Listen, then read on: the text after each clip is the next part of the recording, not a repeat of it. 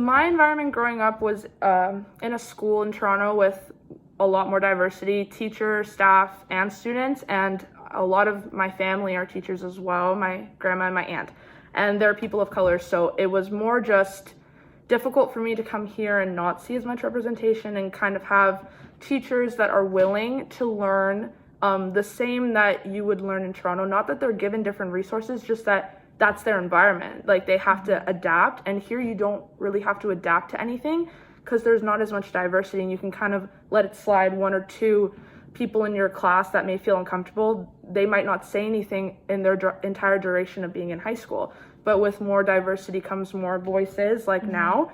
And I think that there should be people that are designated to support teachers when addressing any sort of like social justice issue, any Indigenous issue. There's just so much more diversity coming into our city and our school specifically.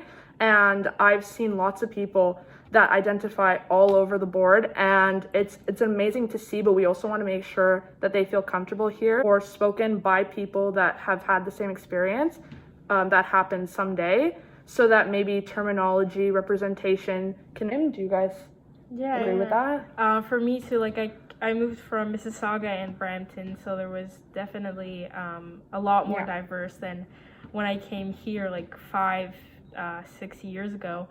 And yeah, I feel it was difficult for me to adjust too, because I was a bit younger, so I was like, okay, like there's not that many like people that have the same skin color as me, but then I just like so it was tough. But and then I finally started to adjust, and I found friends that actually like understood me and like the problems that I was having, like even in a diverse community, like still. Yeah, same for me. I moved from Toronto, I think like 2.5 years ago or 3, I can't remember, but there was definitely a lot of diversity, and like even still now I kind of feel like the odd number in a way. And it's like when I see more people of like my color in a class, it's like, whoa.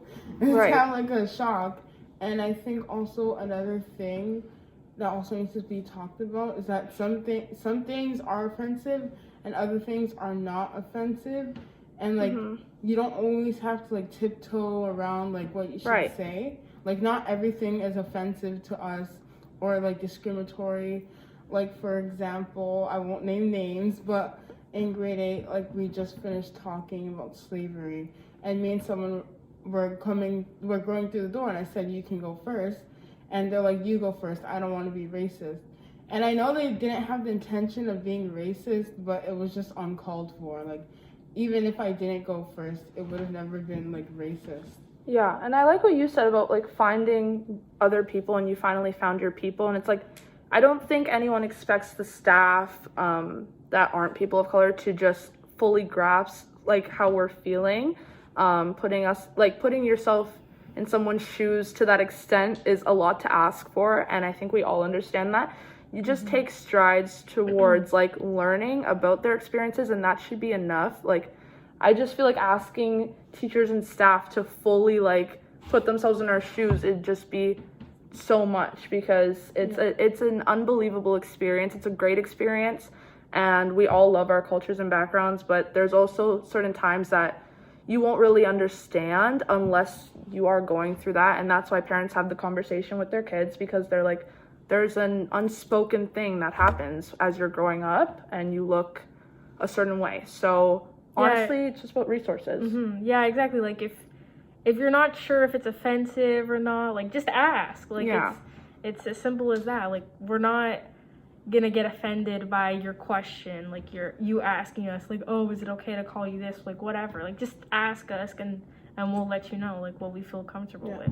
It's a personal preference as well, because I feel like when you just take someone out of the class or you point them out, it's like my reaction may be a lot different than your reaction, and I may want to be called something completely different.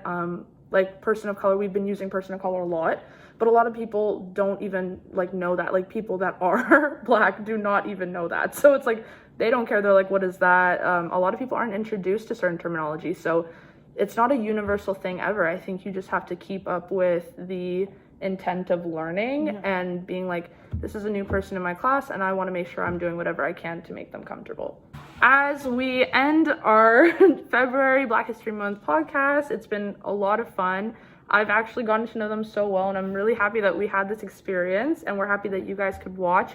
If you have anything that you just wanted to add on or comment or ask us in the hallways, we encourage open conversations. I've always said anyone can find me in the hallway and talk to me about anything. So if you guys also agree with that, talk to all of us. And if there's anything you learned, we would love to hear it, because I've learned by just speaking. So I also learned by listening, reading, and I think that if there is something, it's beneficial to comment on it, so we also know that we were heard, and that's a big part of what we're doing. So if there's anything else you guys want to add? Never be afraid to ask questions, like unanswered questions, because we all are still learning about new stuff, and like it's okay, like if you don't know a lot of things, it's fine. Like we can answer questions, you can use Google, anything. Yeah, Google works.